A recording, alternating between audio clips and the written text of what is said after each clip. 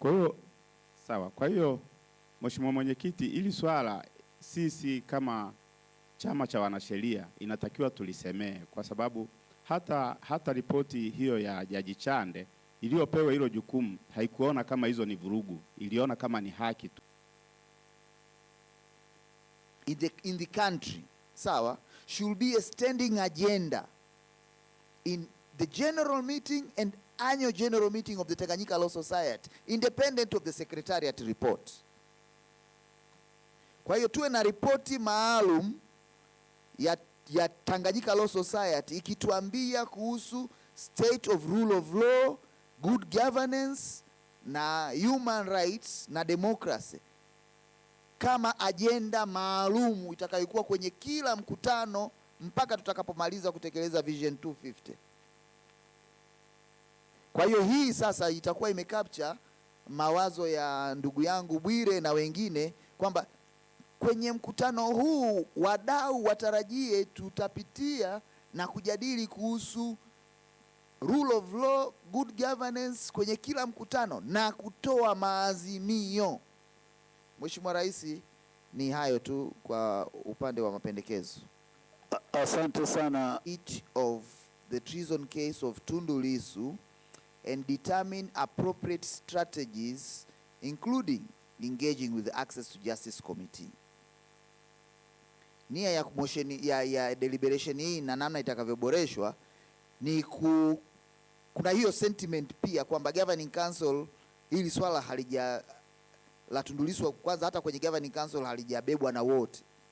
Kwa hiyo pengine kunahitajika sasa kuwa na hiyo consensus kwenye Governing Council, lakini mkutane mweke sawa, tupe maelekezo ya nini chama kitafanya kwenye hili swala. Imeanza utekelezaji wa hii ripoti kwa siri, lakini sisi wananchi tuliomba kutoa maoni na TLS ilipeleka maoni. Je, mmeshawahi kuona hii ripoti? Sasa kama serikali kama mdau, na nafikiri TLS imeshaitwa kwenye vikao mbalimbali kujadili utekelezaji, kwa sababu kutekelezwa kupitia sectoral ministries, lakini mnajadili patchwork.